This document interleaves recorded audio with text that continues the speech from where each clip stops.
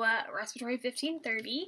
It's been a while since we've actually had a lecture, and I apologize, I'm uploading this one a little bit late this week, but I'm getting it up as soon as I can, and it should still give you plenty of time to study and review the information so that you can be successful at passing the quiz. I also would like to point out that it's June 30th, and I just had to turn on a heater. Oh my gosh, this weather is crazy. So 2020 is really becoming a year for the books, that's for darn sure. Let's go ahead and get started with Chapter 3. We're going to talk about patient safety, communication, and record keeping. A lot of this information is just information that is good to know. Like, it's safe for you, it's safe for patients, it's safe for hospitals, for liability purposes, it's good for interpersonal team building. What am I trying to say? Like working together on a team. And it's not necessarily like information that you need to memorize word for word, but it is very applicable information, especially in the healthcare world. So I would definitely do your best to make sure that you remember these kinds of things moving forward, because there are places for it to be applicable in just about any area that you choose to work in. So I'm going to go ahead and skip through the objectives here and let you guys go ahead and read those, and start off here with this patient safety continuum, just this diagram. So this just shows how these three areas can kind of intermix together, and how they intermingle and work together to serve patient safety, essentially. So we have respiratory therapy and the healthcare team as one department. We have communication and record keeping as another. And then we have safety consideration. And all three of those together make for patient safety. So I thought that was a really good diagram to just kind of put it into context about how they overlap with each other and how they all work together to keep our patients safe. Patient safety is always number one, no matter where you are, in the hospital, walking in a hallway, leaving a room. Patient safety is the number one thing to be keeping in mind. You don't want to do anything that's going to cause more harm to your patient. You don't want to not do anything that's going to cause harm to your patient. Everything boils down to keeping your patient safe. So key areas for patient safety include patient movement and ambulation, electrical hazards, fire hazards, and general safety concerns. As far as patient movement and ambulation goes, it's important to have good posture, which reduces the risk of injury when moving patients. I've often heard it in the hospital that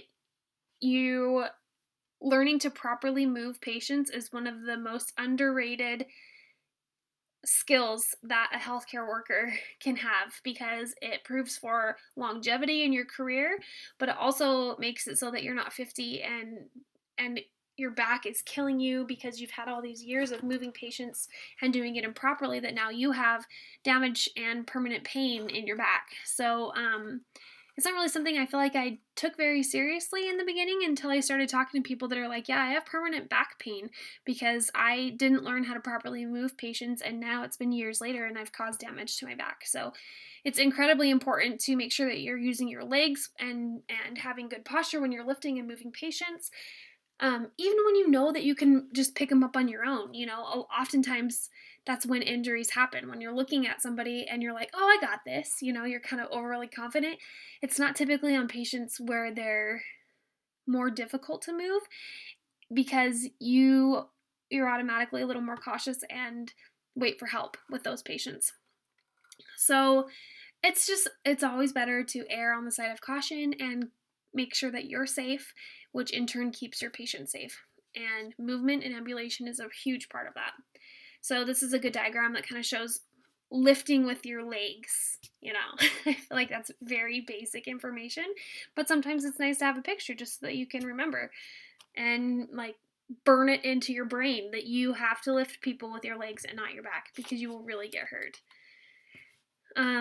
This is another good diagram of moving a patient. Something that I found in these images, actually, that can be kind of tricky as well, is the head of the bed here should be, if possible, I guess, maybe this patient has certain things that don't allow for the patient to lay flat for a minute, but you're working against gravity in these kinds of situations. So it is best when you're moving a patient, even if you're just moving them up in bed, to lower the head of the bed, raise the bed to a comfortable working height, and then try to scoot your patient up so that you have everything in your favor, and the movement and the strength that you are using is as minimal as possible, if that makes sense.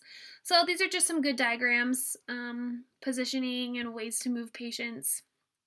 Try to bring them to the side of the bed. Don't try to get them out of bed in this straight,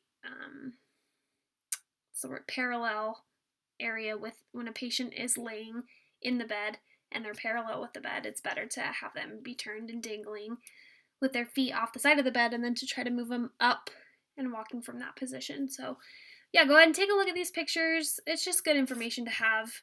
I know it seems very rudimentary, but you would be surprised at how many people get hurt doing such simple things like this. So we're starting at the very basics, and we'll work our way up from there.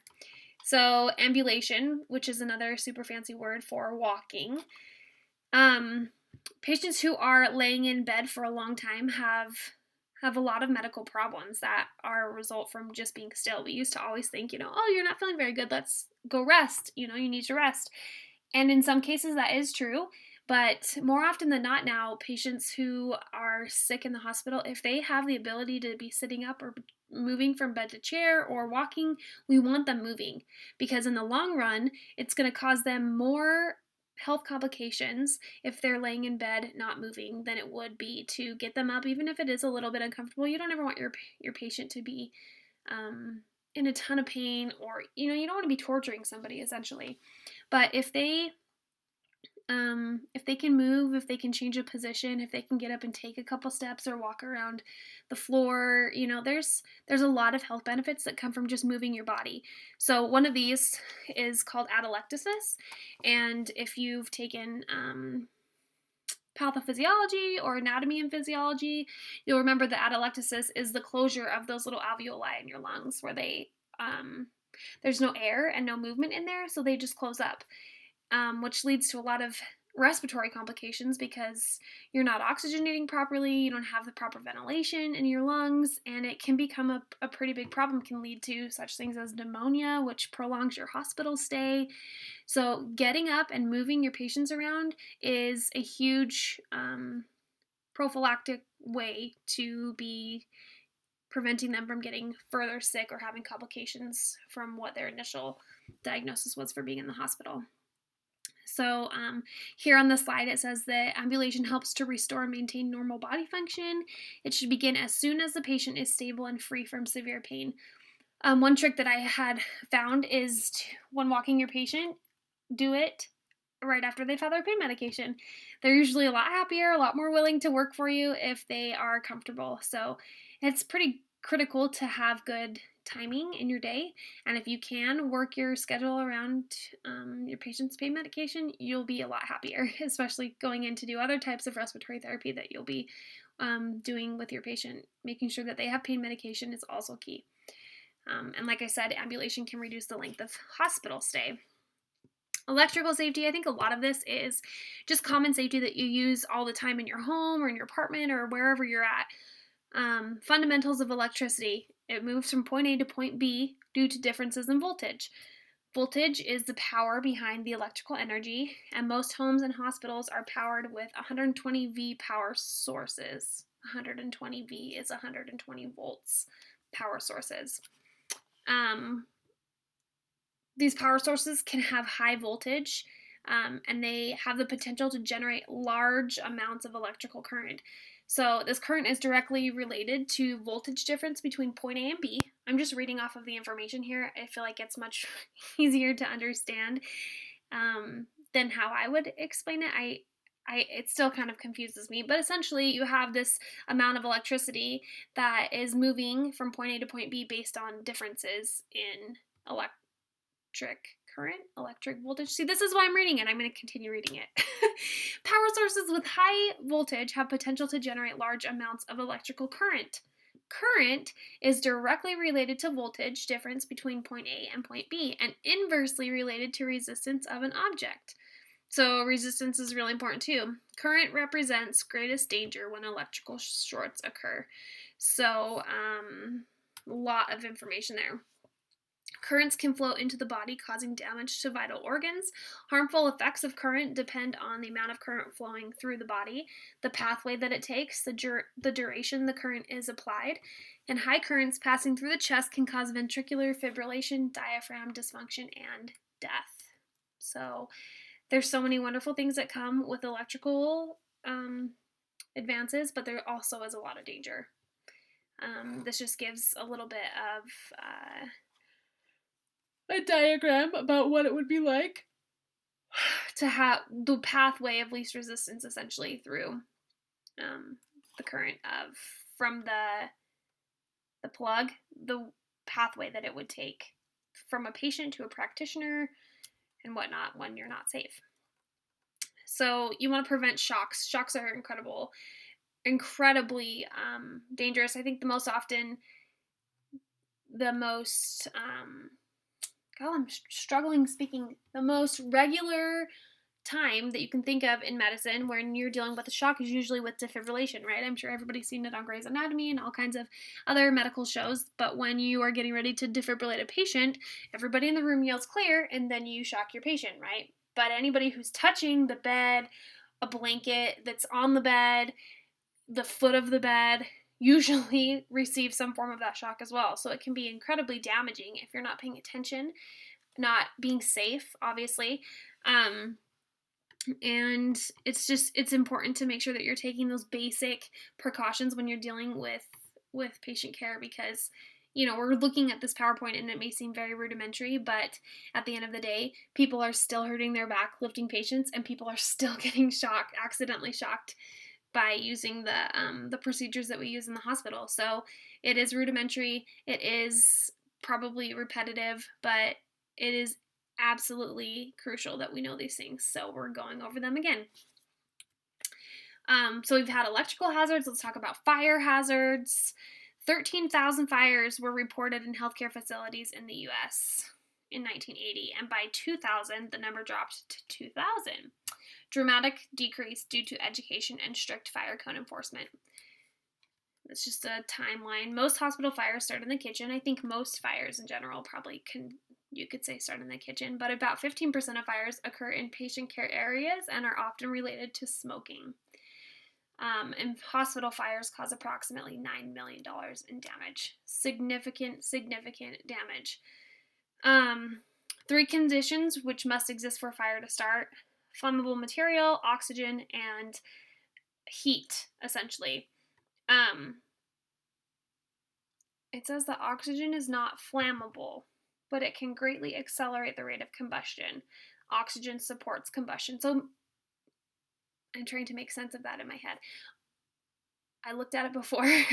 Oxygen by itself is not flammable, but oxygen accelerates the rate of combustion, and combustion is what causes the flammability. Because you hear all the time patients who are smoking and they have an oxygen tank, and their oxygen tank blows up and catches on fire, and they are now in the hospital because they are burned from head to toe. Oxygen in conjunction with fire is flammable, whether it's through combustion or what. But oxygen combined with spark or any type of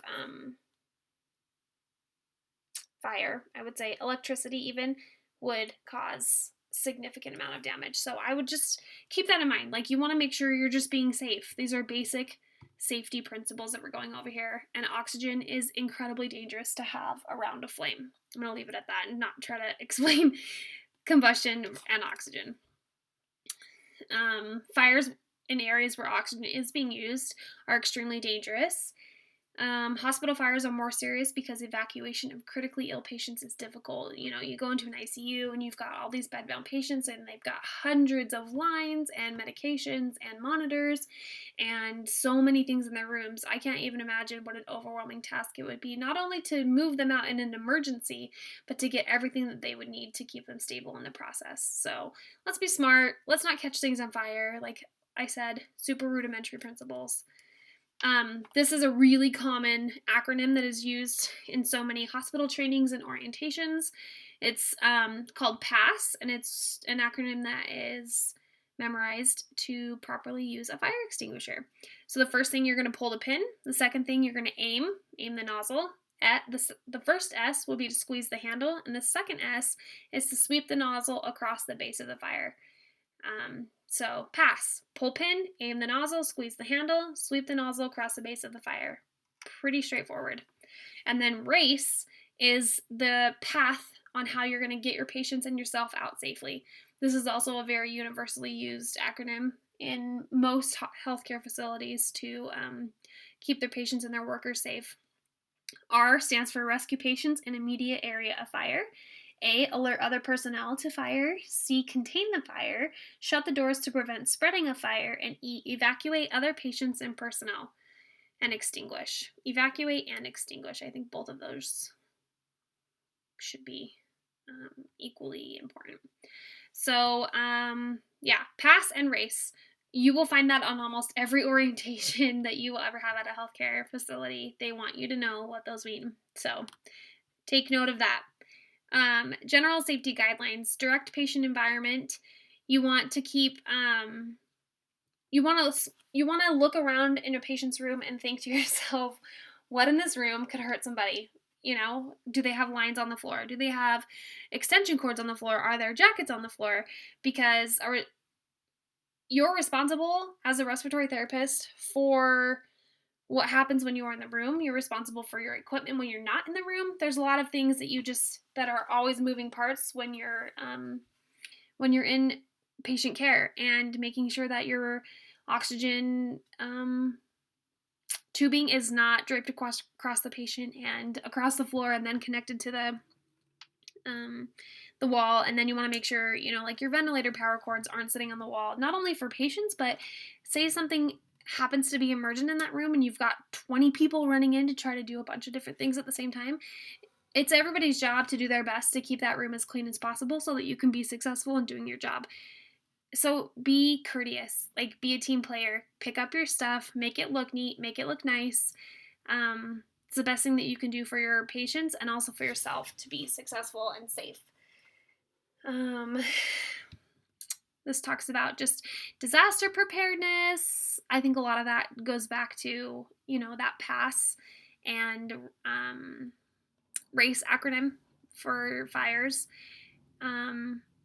And then you've got MRI safety. This is kind of a little insert there. You don't want to have any medical compartments or objects allowed in the MRI suite. I recently went to the MRI suite for the first time, and it was interesting. We're bringing down a patient who had a pretty significant brain injury, and it wasn't really how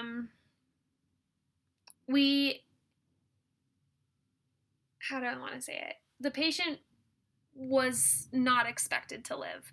And the MRI was basically a confirmation of that. So it wasn't like we're running in there, we're trying to get it done as quickly as possible so we can make a quick diagnosis, where seconds matter. So we're going down there, and it was incredible to just see all of the things that are coming off of everybody, like the back of your earrings, things you don't even think about, like those things can fly off and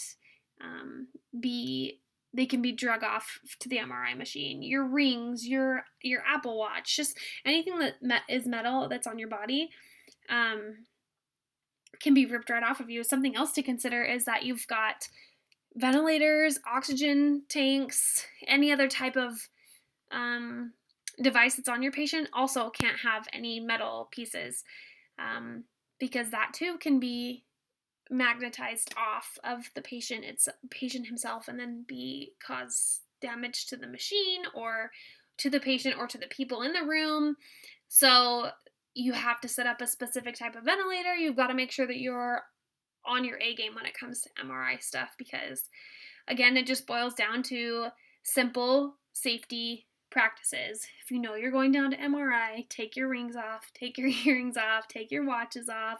These are big magnetized, I just think of it as like a huge magnet, and you walking in that room, anything that's going to be attracted to that magnet on the wall is going to fly right off of you or off your patient. And do the best you can to be smart about it and make smart decisions and safe decisions. So we're dealing with MRIs, we're dealing with medical gases on top of it, which are super high pressure cylinders, right?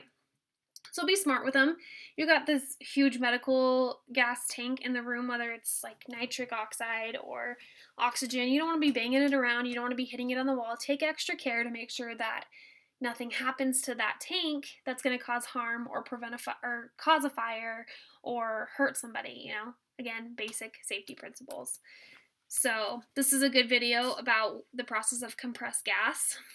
And then we are going to move forward from our basic safety principles into communication in healthcare. Success as an RT depends on your ability to communicate well with patients and other members of the team. Success of an RT and the health of your patient is absolutely crucial to communication. If you can't work on a team, if you can't be a team player and work together and communicate things that you're seeing or listen to things that are being told to you or take advice or give advice in a way that is acceptable and well received, you're not going to be successful in this job. Everything in patient care revolves around working together as a team. So it is crucial to make sure that you have good communication skills. And it's not only good in your career, but I feel like it's so important and crucial to being successful in life and dealing with your spouses or your boyfriend and girlfriend or your family or your kids or, or whoever it may be. The ability to effectively communicate with the people that are around you, I think just makes for a happier life because you're able to say things that you need to say and hear things that you maybe don't want to hear but are able to see objectively and make changes and do better at. I think that also is really important in healthcare, to be able to take constructive criticism and learn from it and do better. So poor communication limits your ability to treat patients, to work well with others, and to find satisfaction in your employment. Like I said, this is a good little diagram of the elements of communication. We've got the sender, a message that they're trying to send, a channel through which it's being sent, the receiver, and then feedback from what that person has received. I don't know if anybody's ever played the game Telephone. I'm sure you have. But I'm going to take it up a step further and even I'm going to take it a step even further and talk about this game called man, I just had it on the tip of my tongue. What's it called? Telestrations. Sorry, there we go. It's a combination of illustrations and telephone, and it is so fun. But it also is a really good object lesson because you have this group of people that you're playing with, and you sit in a circle, and every other person has a drawing pad, and every other person that doesn't have a drawing pad has a card. And the person on the card takes the person next to them and tells them what is on the card. So then the person with the drawing pad draws what that person told them, right? So that's typically what telephone is. You whisper something to the next person tells the next person what they thought you said, right? So this takes it even a step further where you're not only listening to what the person is telling you, but then you have to draw it, right? Oh my gosh, if you ever get a chance to play it, it is fantastic. But it also is such a good visual lesson about what other people are seeing from what you're putting out there as far as like drawings are concerned. So you're listening to what is being told to you, and then you draw it, and then the next person sees what you have drawn, and then they make a decision about what they think that drawing is, and then they tell the next person what your drawing is. So going back to, personal application of that in life in general, I think about text messaging. You have this we're putting a lot of thought into this, but you have a thought, you type it out in a message, you send it to somebody, right? The person not only receives the message, but then they kind of get a feeling one way or another about where that message is coming from, right? Oh, I got a message from such and such, and it says this, but I know that it says this, but what context does this person mean that message in? And are they saying that in a mean way, or are they just trying to be super direct? There's all these other elements that you're communicating more than just what you're speaking. So being able to understand the different ways that communication happens is really crucial. You're not just saying something verbally and it's being received that exact same way verbally. You've got your body communication that's going on, you've got the context, the environment. Being aware of communication, like I said, is almost the single greatest interpersonal skill you can have. I definitely believe that. So, communication in healthcare. Look, most important aspect of providing safe patient care. Guys, look at that. I have already seen the slideshow before, so I'm definitely cheating. But it really is the single most important aspect of providing safe patient care. Let's see. The Joint Commission, who does a lot of the what am I trying to say? Like certification of hospitals and whatnot.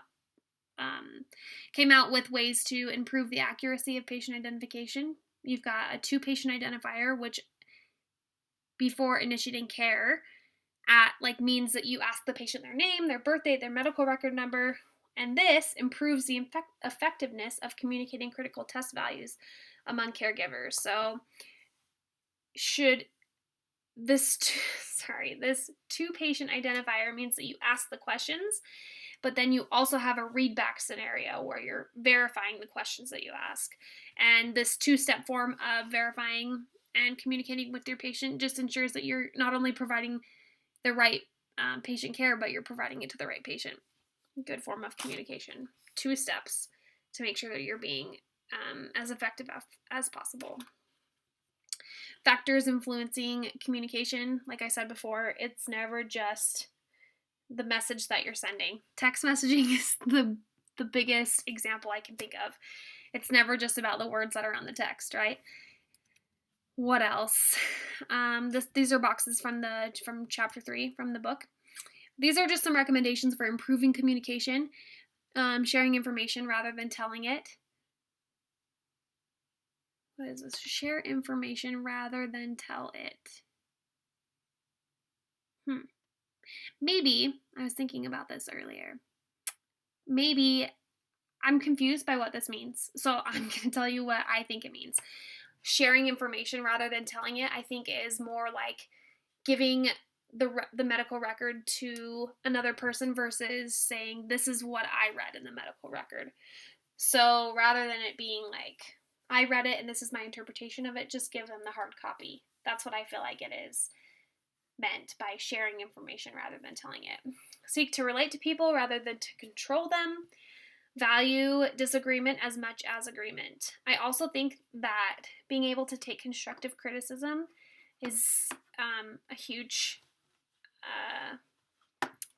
benefit of being a team player. If you can look at your situation and have somebody tell you, hey, you did this wrong, this is the right way to do it, and being able to see that and take it as a way of improving rather than, I hate that person, they're always on my case about something, blah, blah, blah, blah. Like, everybody has something to learn. Everybody has the opportunity to be teachable and to do better. So if you can take that and be able to use it for your benefit, the better respiratory therapist or any type of care practitioner you're going to be, because we all have something to learn.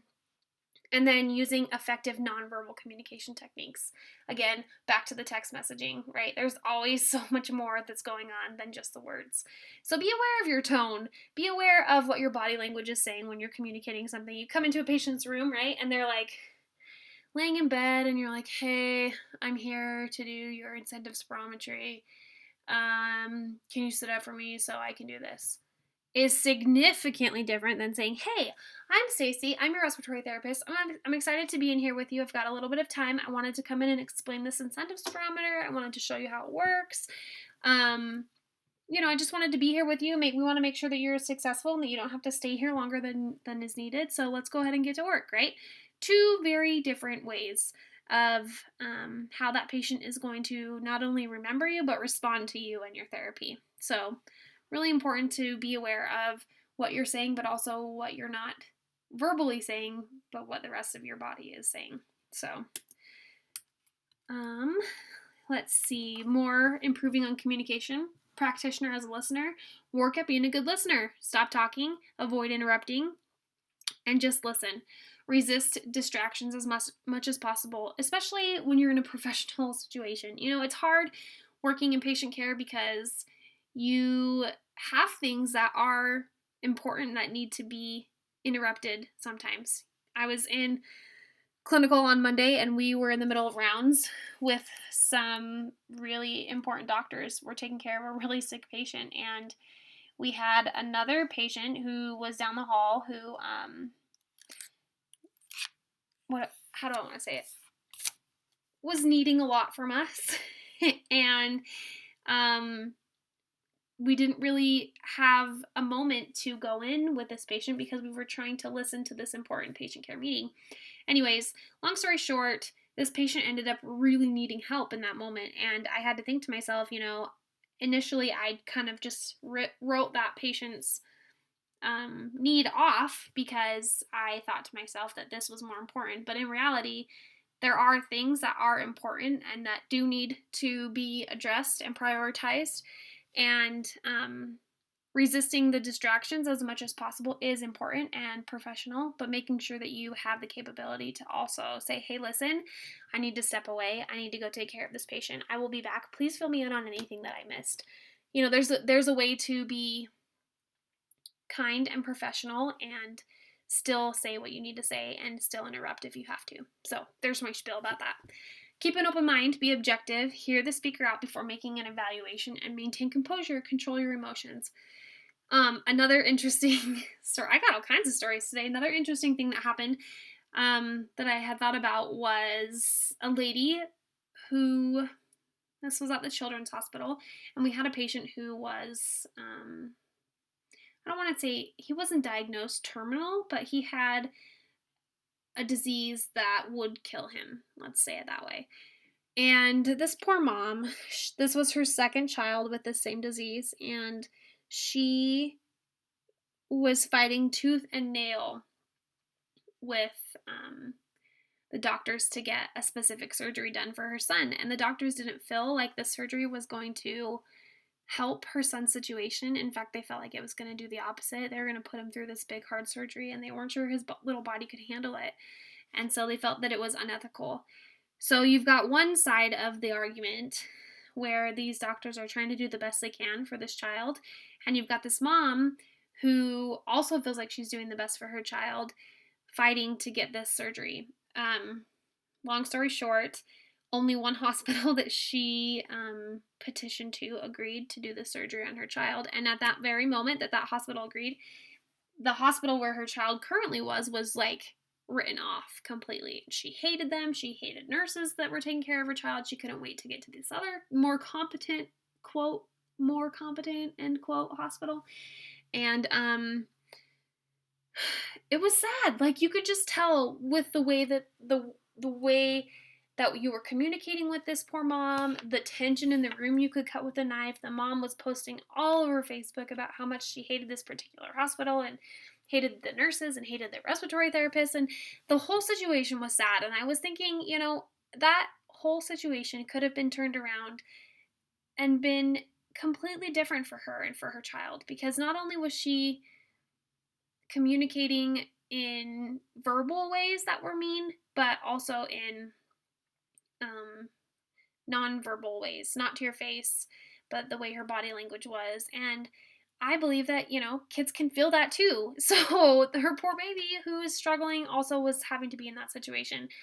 And it could have been handled so much better. You've got these healthcare practitioners who are really trying hard to take care of this kid, and it just was a sad situation all the way around. And you're going to come into those situations. You're going to want to be able to effectively communicate the things that you feel like are best for those kiddos, and being able to do it in a way that is professional and ethical is really important. So, end of my 14th rant. What else? More providing feedback. This example of, it's called attending, where it involves use of gestures. I'm speaking it to you and I'm using my hands as a form of gestures, and then I'm like, Stacey, they can't even see you. Anyways, attending, we've got paraphrasing, where you're repeating back basically what somebody has spoken to you. Requesting clarification. Hey, listen, I didn't get that 100%. Can you just tell me that one more time so I make sure that I'm doing it the right way? Super easy way, nonchalant way. You don't have to make it weird and be like, dude, I didn't get anything you just said. You explained it in such a bad way, blah, blah, blah, blah.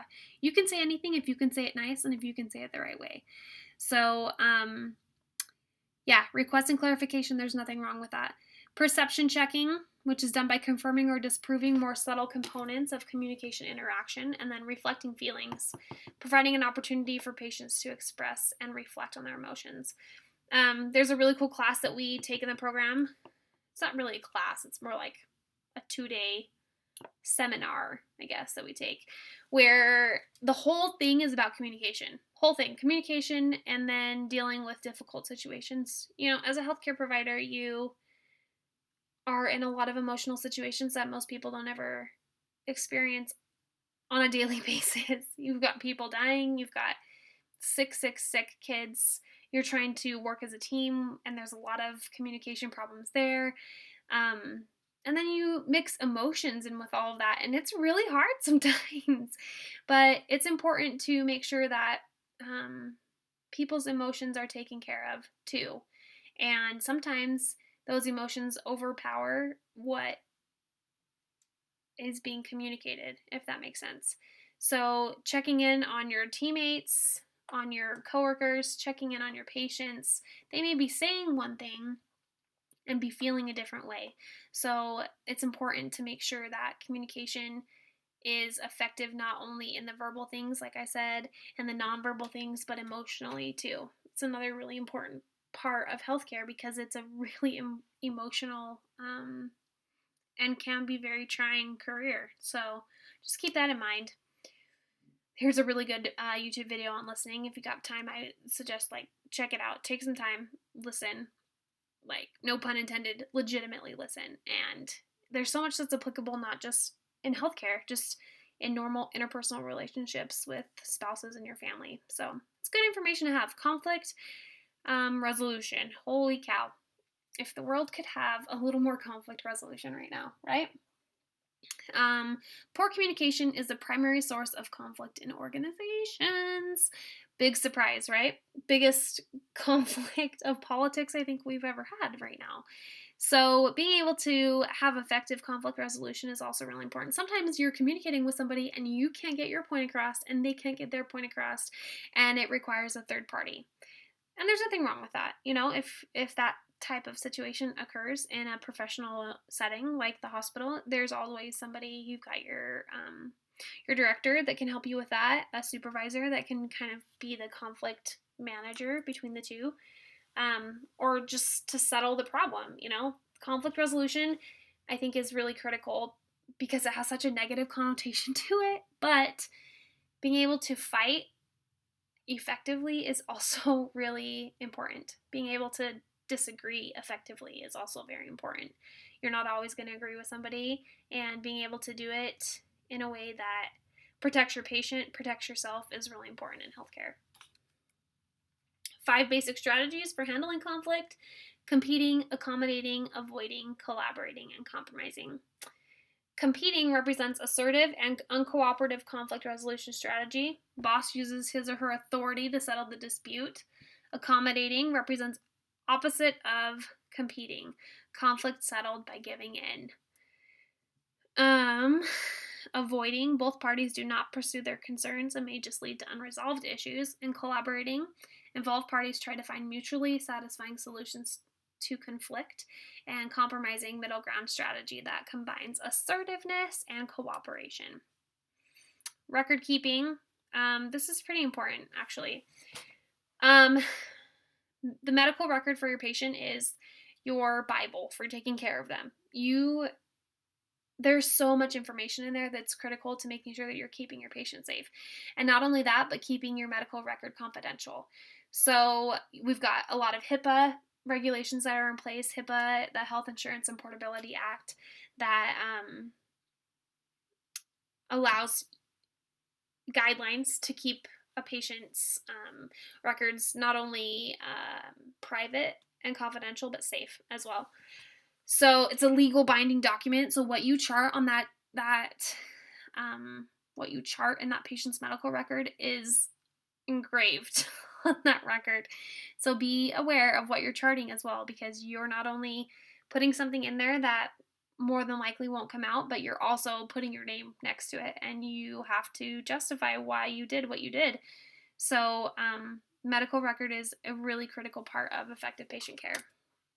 General rules for record keeping: they should be printed or handwritten. We use them as computers now. Do not use ditto marks. Some of these, like I was reading through, some of these don't really apply anymore. Don't erase. Record each patient interaction. Sign the entry. Document patient complaints. That's pretty pertinent. We do that. Do not leave blank lines. Use standard abbreviations only. There's a whole I would say page probably of approved abbreviations that you can use in a patient's medical record, but unapproved abbreviations are not appropriate. Use the present tense, use proper spelling, document all important questions, and be accurate. I'm trying to think if this is appropriate.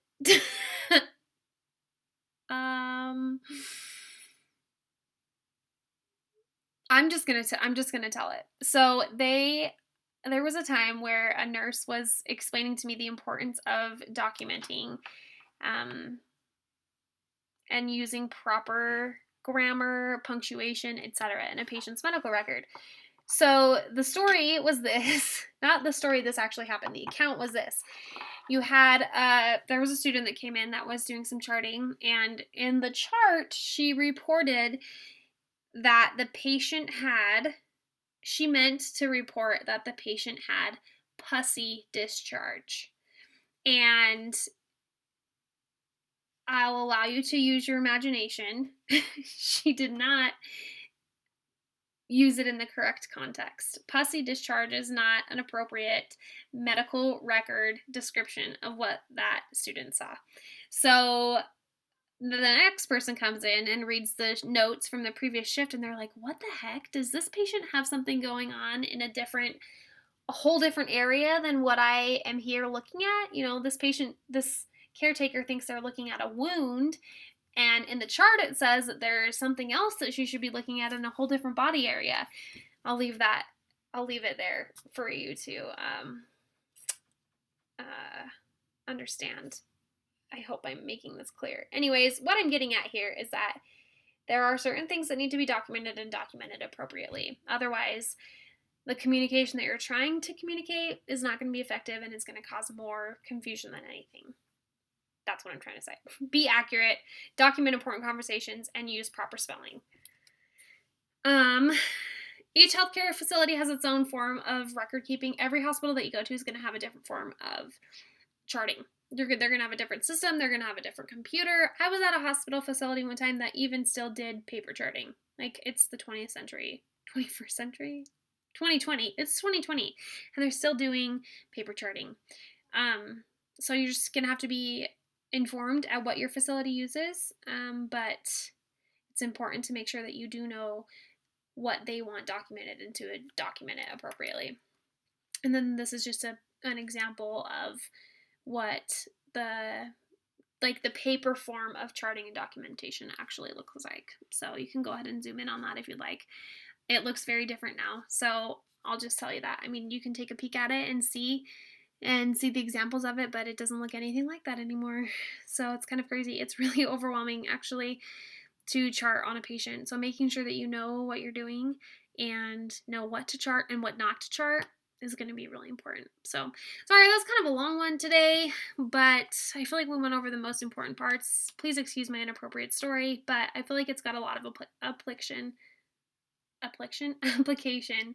to what we're talking about. So I hope everybody has a good week. I will post the next couple of weeks lectures here in a little while, and shoot me an email. I was going to say text, but you guys don't have my phone number. Shoot me an email if you have any questions or need any help. Yeah, and learn how to communicate well. That's all I can say. Communication is so, so, so important. Anyways, have a good week. We'll talk to you later. Bye.